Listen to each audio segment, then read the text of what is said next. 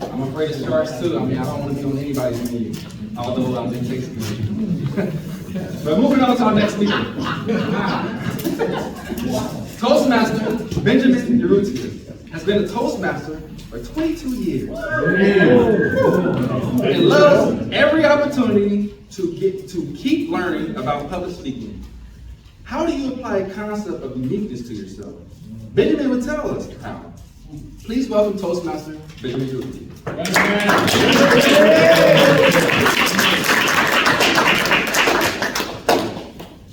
Good morning, fellow Toastmasters.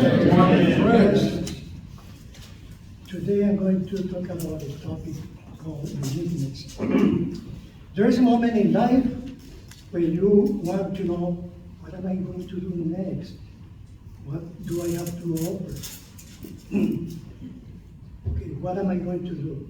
Well, this is like a weird experience that takes some thought. What are the elements?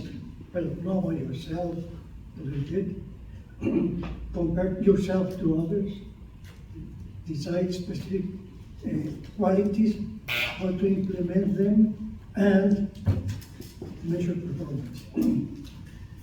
Uniqueness is going to be addressed in the sense of finding your qualities so you can be original and authentic. That is important in here. Okay? Now, how do you go about it?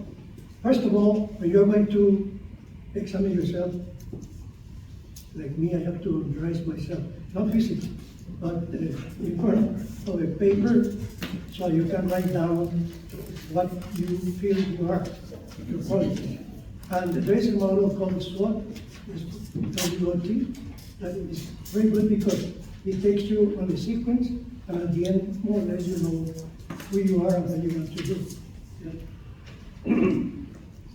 One of the things I would do is I would never go on a trip also with there are sharks. I'm so glad that in this meeting we have 4 Colombians. Isn't that great?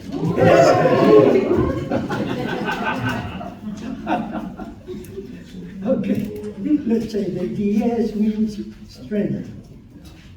Take the paper and you write your strength. What am I good at? Yes. Am I good at socializing? Am I good at the numbers? Do I have a feeling for science, in medicine, or dance, or speaking? Okay, you just write those down. Now, your threats or your weaknesses. Well, I don't feel comfortable being around people.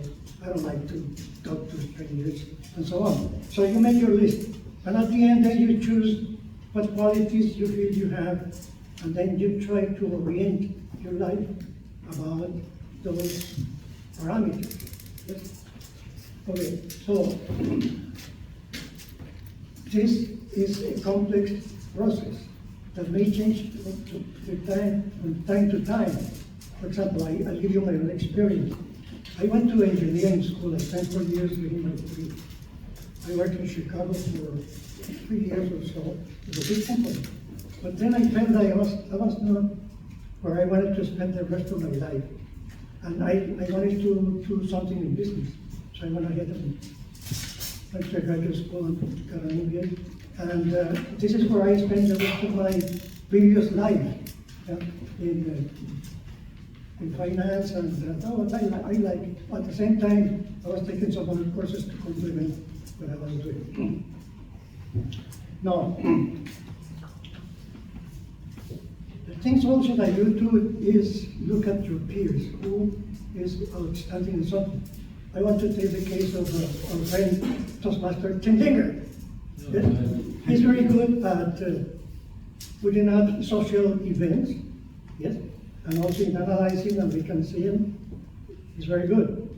Now, I don't picture Tim looking at a microscope, spending 3 hours fighting for the next virus, or with the ribbon papers, doing graphs and all that.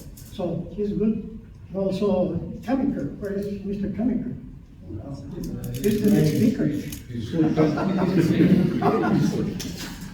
Oh, he's very good because What I like about him is that he twists the language, which I admire, because he tells us some very good stories, and he's also very dramatic. He said, well, I was in the embassy, American embassy in Iran, and all of a sudden I was thrown out of the space. But you know, when you see that, it's because it impacts you right away. It's very dramatic. I like that.